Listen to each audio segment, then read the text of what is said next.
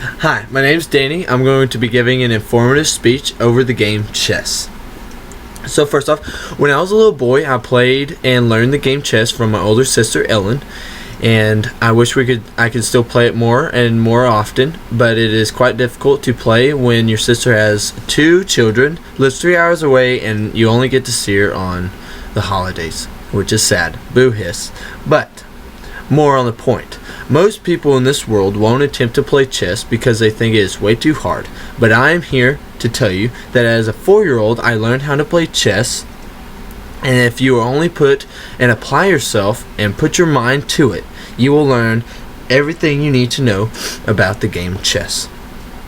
So, before you just start playing, there are a few things you need to know. First off, you need to learn where the chess originated from and a little bit of the background history that it has. Second of all, the objectives of the game of chess. And third of all, probably most important, the board setup. So, my first main point was, where did chess originate from? Well, from my source, The History of Chess, The Basics, chess.com, chess originated from India about the 7th century. Now, that's quite back in time, you know what I'm saying? But people came up with that game in India and they started playing it, and eventually it spread throughout the world. But chess in India had a different name, and its name was Chaturanga, which means 4 parts. Why it means 4 parts, not everyone's really sure except the ones that pretty much came up with that game in India, because it had more than 4 parts and it had several spaces more than 4. So we're not exactly sure on what that means. But over the years, the game of chess was taken and carried over several different countries and continents, and over time it received different names and different rules. But today we're going to be focusing on the game that we play here in the United States today. So a little bit of background history.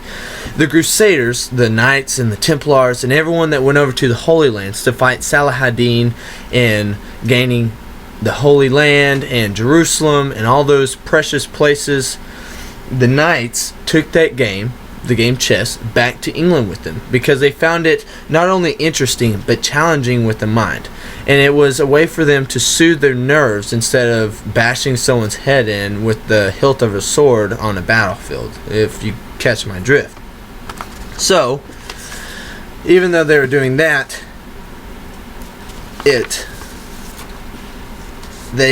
Crusaders wanted the game of chess to be accepted with the people of England. So what they did, and especially to satisfy the church, was they added a piece called the bishop. Okay? The bishop was a piece that they added so that it would be not only accepted, but to add their own little twist to the game as well. So, in England, chess caught on very quickly, but there was something that happened that was not very good.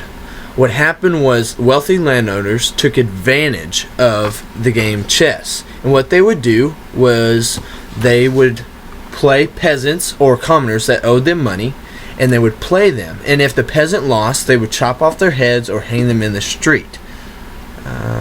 Which is not good at all. Okay? That's not something good to do. But anyway, they did that, and that was one of the negative effects that chess had when bringing it to England. So my second main point was, what is the objective or objectives of the game chess? From my source, Laws of Chess, the Nature and Objectives of the Game of Chess, Laws of Chess, we see that first and foremost, the main objectives is to protect your king at all costs. If you don't protect your king dies and you lose the game, game over, oh well, too sad. You lose your bet or whatever you did. Protecting your king is not always simple, and it's not always easy. Is it possible? Yes, but you have to know what you're doing. If you do not learn how to protect your king at an early stage, you're setting yourself up for disaster. But to the flip side of all that, you also need to learn how to capture your opponent's king. But by doing so, you need to be very, very careful because your opponent can trick you in some way.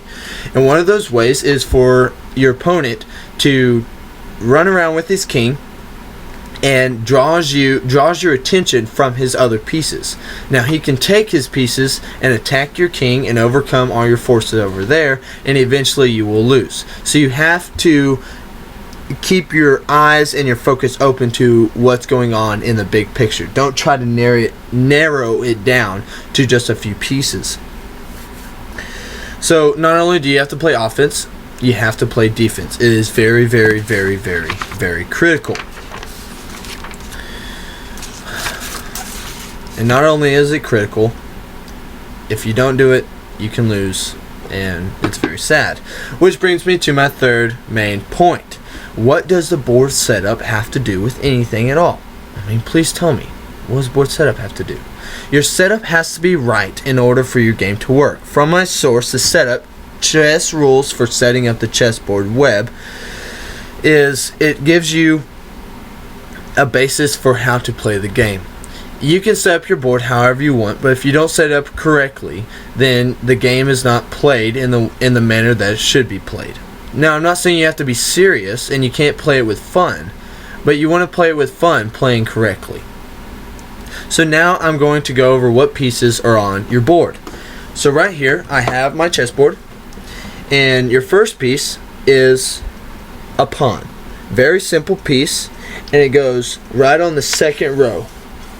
Okay, and there's going to be 8 of these little boogers. Okay, next on the back row, you have what the knights created, a bishop. Okay, so you have your bishop right here, right? Okay, on the third from the end. Okay, then you have your knight. Crazy little devil right here. I'll tell you why later. Knight goes right there.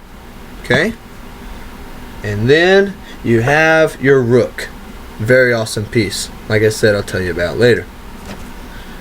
Next up, we have the pretty princess. Now the queen, she will go on the color that she is. So here I have light and dark. Obviously she's light, so she's going to go on the light square right there. Okay?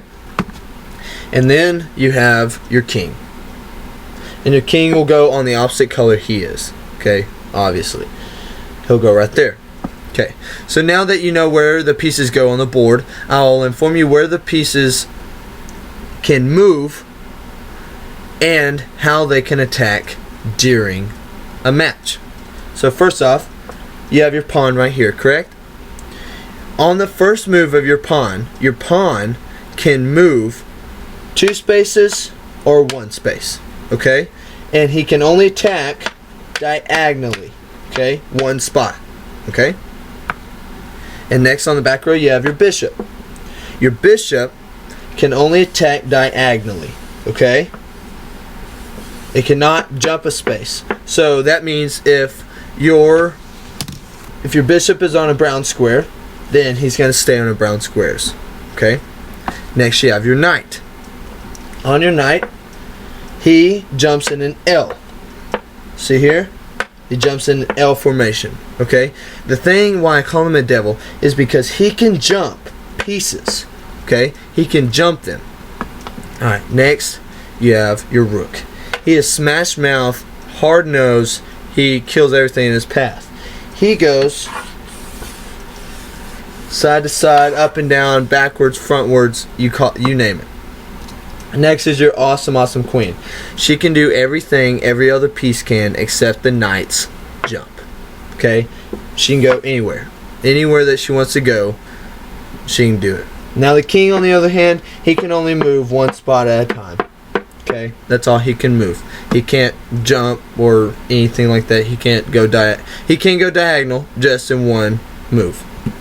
Okay. So now that you know all of that stuff, you need to be aware that some people who play with newbies will take advantage of them and use their pieces in incorrect ways. So now I will then add a little bit of extra information on a few rules. First of all, if you come down to you have a king and your opponent has a king, then it's a draw. There's no way for you to possibly win because you can't put yourself in check, okay? Or put yourself in checkmate. Second of all, you need to be able to think ahead of the game, okay? Several places above, and you need to know where your opponent is likely to move. Well, I hope this has shed a little light on the subject of chess for you, and if it did, I hope you will go home and play and share your knowledge that I've shared with you with your family and friends. So we talked about the history of chess, we reviewed the objectives of the game, and last but not least, the board setup.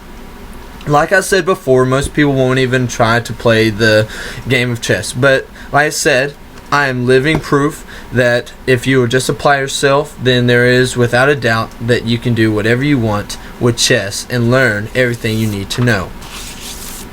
I hope you've learned quite a bit about this magnificent game. It's awesome to play around at the house, and that I just hope you won't ever forget to try it with someone who you enjoy being around with. You never know what the outcome could be if you just take it and run with it.